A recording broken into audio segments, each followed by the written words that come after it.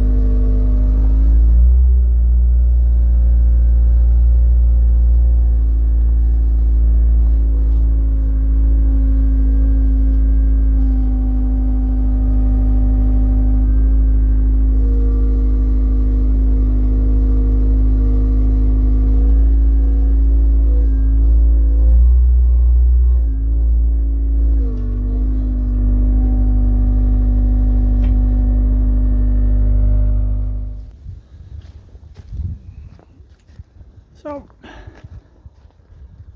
got all the wool in. I think there's 19 bales. There's actually a half a bag right there. That's a bag of scraps, and all the rest is wool. That won't bring up too much money, but it gets rid of it, so. Anyways, we're on the road to wool, so. And as you can see, we're starting off the day in Smith Falls. That's our truck over there. And we're heading over to Wool Growers, where we're finally bringing back our wool to be processed. Hopefully, they say they're having a hard time selling the wool. But to Wool Growers we head, because those are the people who market the wool for farmers in Canada. And in the meantime, I'm heading over to Starbucks to get a cappuccino for the road.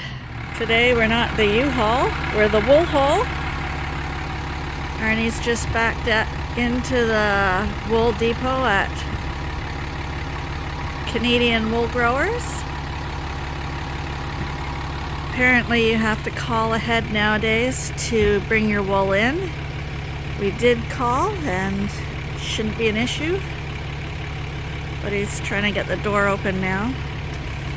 As in many countries, nowadays wool is not worth too much. And not only that, they're having a really hard time finding customers for the wool. China was a large player at one point and they don't want to take the wool anymore because it has no value.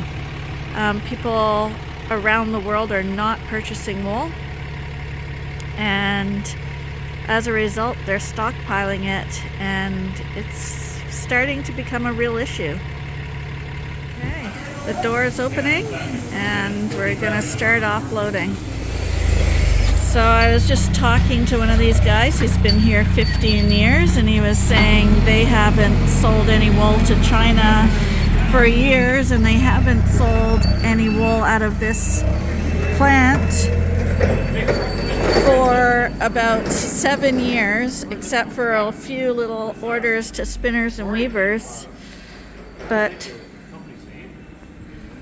well, this is a year of wool for us. So Oh yeah? I'm just getting sick of it laying around. but they're not. I don't know if the wool market will ever come back around again. No, it's not cost effective, right? Yeah, yeah. I'm more worried Cost- about this wool roll shutting down.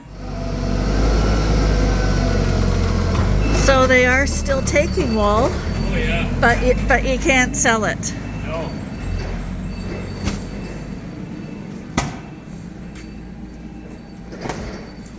The guy here sorting the wool right now? What's that? You have a sorter? Someone sorting the wool? The grading it? Yeah. Yeah, No, grading. there's only us two here today. Oh. The guy in the forklift is the grader. Oh. Okay.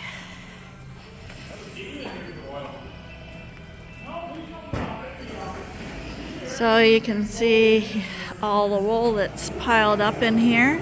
I'm gonna try talk fairly loud because they got music playing in here. But this is all the wool stacked up. They said they got about 7 years of wool in here, and yeah, it's been a problem for them. Ben, this is a beautiful, beautiful old historic building too.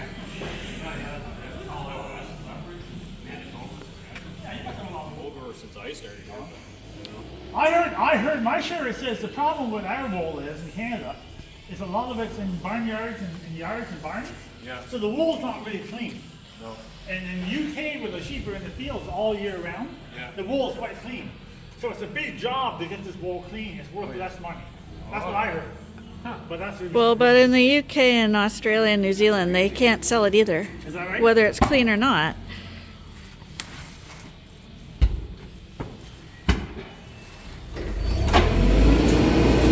So he's gonna take these bags of wool. I think we got 16 bags, 18 or 19 bags. And he brings them back here and he weighs them. So we'll go have a look at that. They know us pretty well here, so I'll follow him back. And you can see all the wool wrapped, sorted, and stacked along the walls in this building. It's a huge building. And he's just taking our wool and he's bringing it over to the scales to get each bag weighed and recorded, and we'll sign off on that.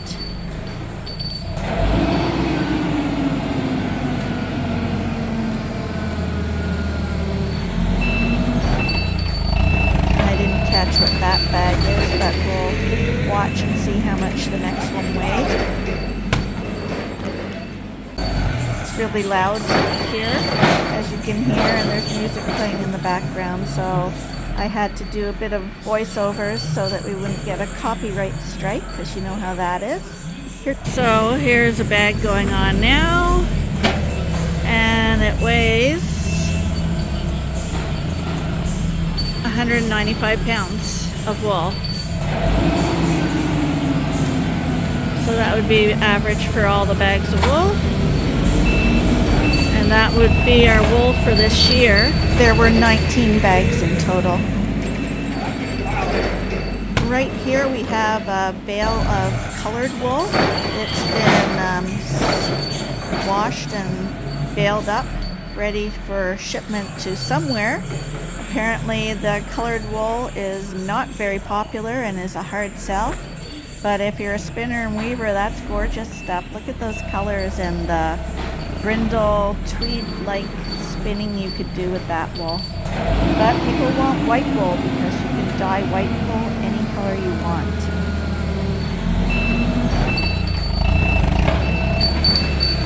And I don't know how well this is going to play out because I got the Tragically Hip playing in the background, and I'm going to try keep on talking as much as I can so that YouTube can't hear that music in the background.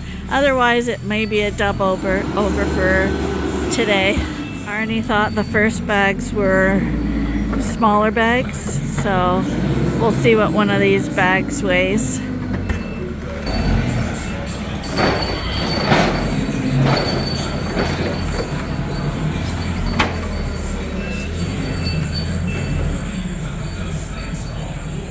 Well, pretty close, 199 pounds.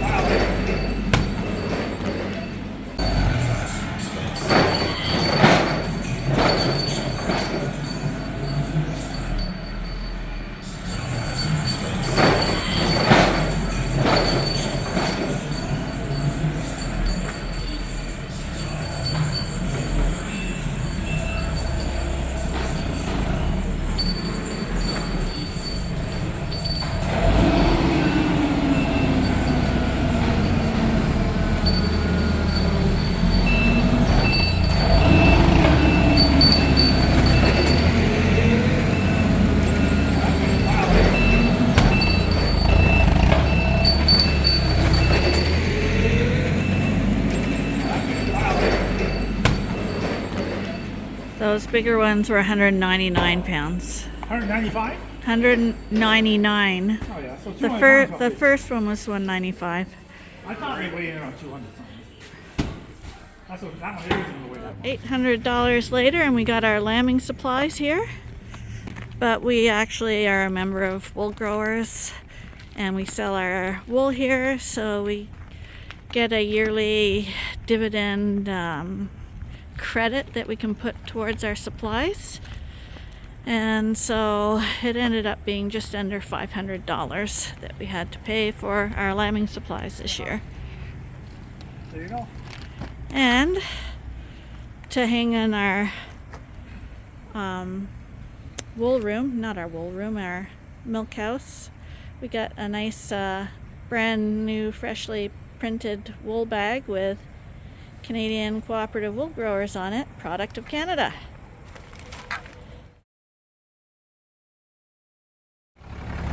On the way home, the weather deteriorated, but we were able to make quite a few nature stops.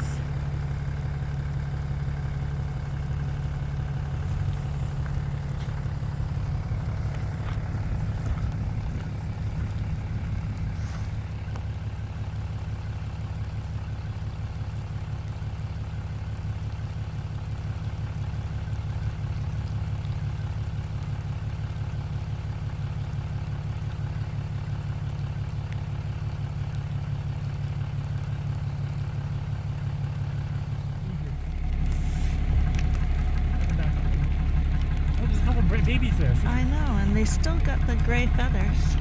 They're not migrating. Oh, there's more babies over there too.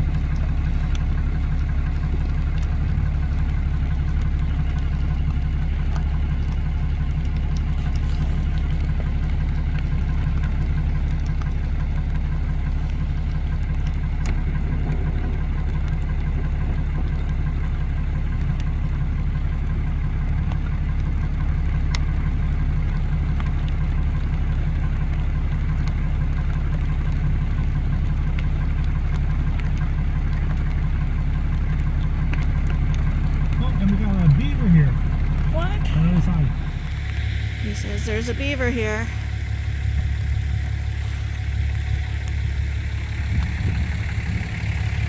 Where is he? Where is he? Did you see him? No, where is he? Where am I looking? Right there with a wolf at place. Okay. He just went under. He's gone now. He might come back up in a second. Depends how wet you want it. He's just floating around there.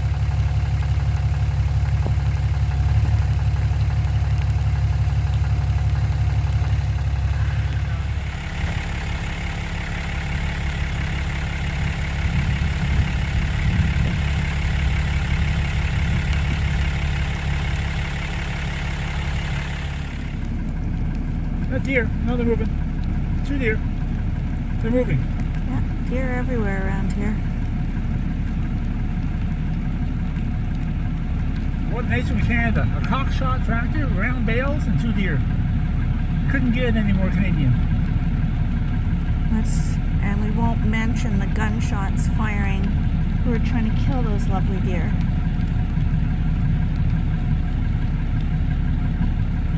And that tractor's made in Canada. It's a Canadian tractor. Only in Canada, you say? Yeah. I don't think I can get those deer. Oh, you can just see them moving in the background. I am zoomed in. Good. A little nervous. See, they're moving around.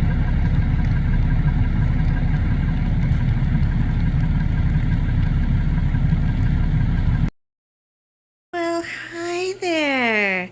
Are you up from your nap? Hi. Were you napping? Shall I turn the light on now?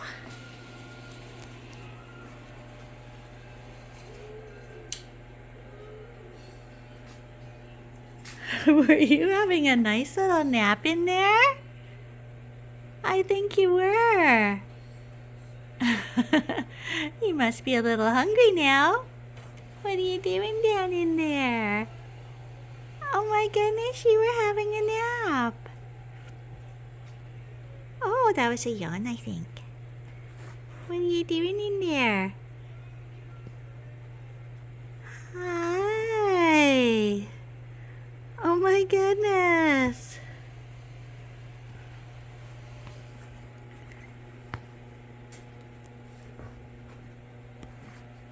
Hello? Are you hungry, sweetheart? Yeah, let's get you some food.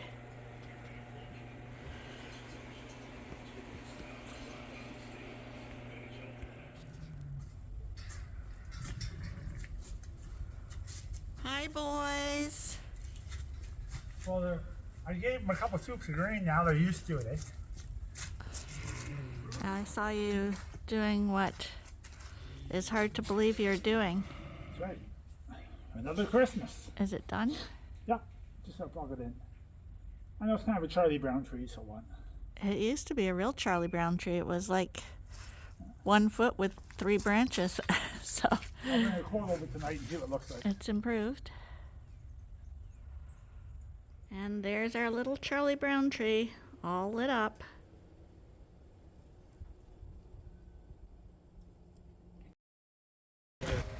So right now we've got Cody here. He's the guy who lends us the manure spreader and does our combining. And he's a dairy farmer. And he's here because he wants a dry bale of first cut hay to feed to one of his cows. So just like with sheep, if they get too rich of a feed, and dairy cows are eating a rich feed because, like Arnie has explained in past videos, they want to keep that milk flowing at a pretty heavy rate. But like sheep and cows,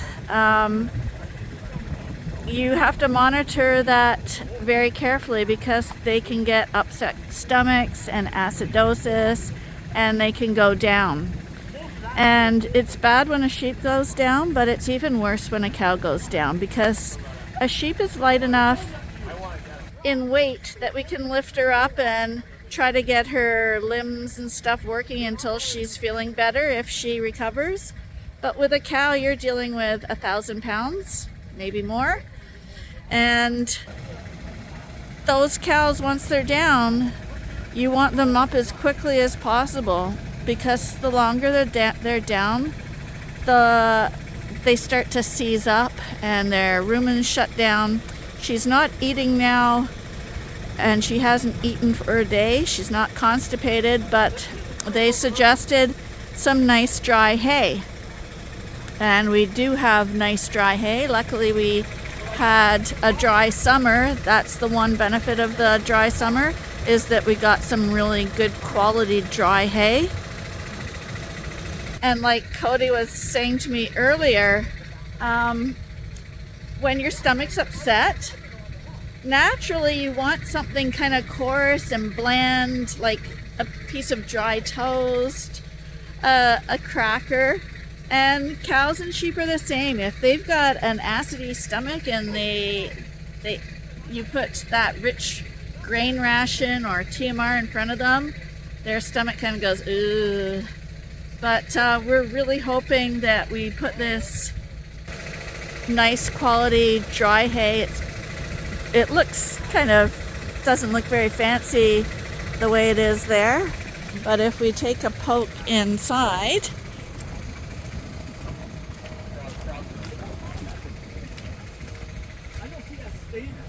No. What's wrong with that thing? there you can see it's quite green inside. See that?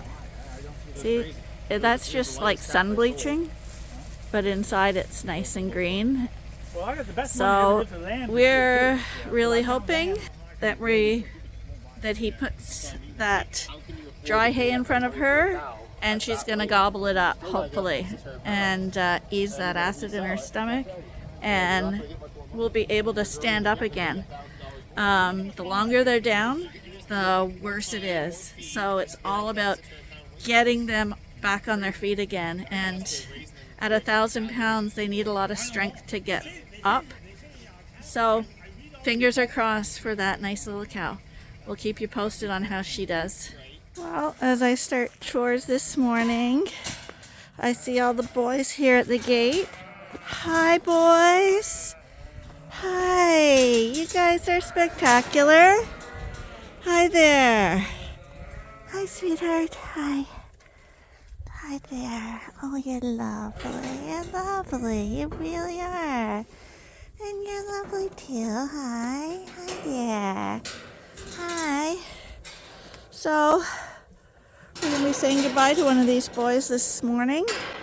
Someone's coming over to pick a Dorset ram out. He also has been here quite a few times as well. And I don't know who he's going to pick, but one of these boys will be heading to a new home. Not you, honey. Not you. Hi, guys. You guys all look lovely. He'll have no hard time picking one of you.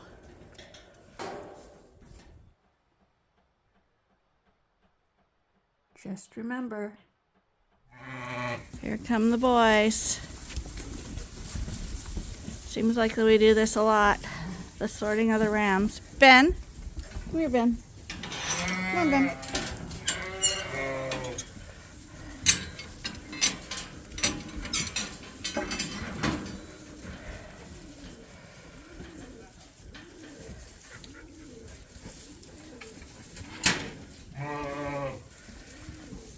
So we got them all in here. First job is to get all the Suffolks out. This is a Dorset day.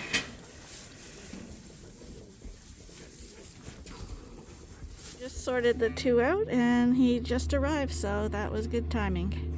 He's on his own, so it may be difficult to lift one of those heavy rams up into his truck. We'll see. Well, it was a 3-man loading job, so I couldn't film the loading, but he loaded pretty good. And there goes another ram off to a home. He's going straight into a breeding group, so he'll be happy once he gets there.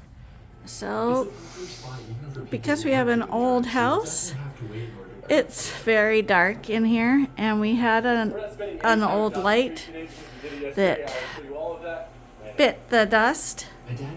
So we just bought a new light for this room, and we're in here to try hook up a light, which should be a lot of fun. Well, a bit of an ordeal later, but now we have light.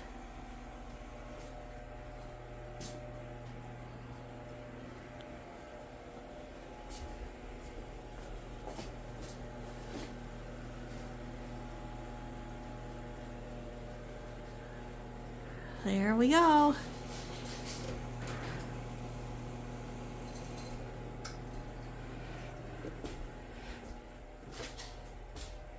Isn't that a job well done? Right. Tell people what not to buy. 5 chains. Don't buy 5 chains. Balancing it took him a long time. But I think it matches in here with the country style. What do you guys think? Not too bad? I was gonna sign off right now, and as I came outside, I see there's a grain wagon, and Arnie's got the auger up in the grain bin. So I'm assuming that Cody's here and has started taking the corn down. He didn't even let us know.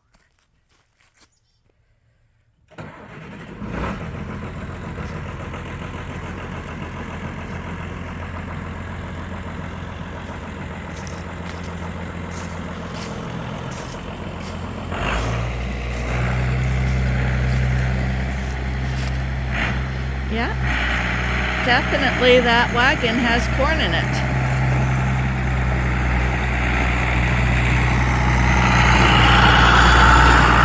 So we'll see how this goes because it's my son's birthday today and we're supposed to be going out for dinner tonight with him.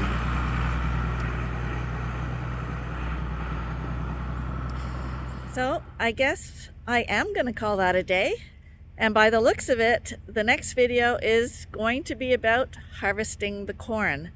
So stay tuned for that because that has got to be really, really exciting. And I know that all you people that haven't been watching lately are going to be watching for that one. Anyway, thanks for joining us. I know it's not the most exciting time. Lambing is very shortly coming, but it's not here yet.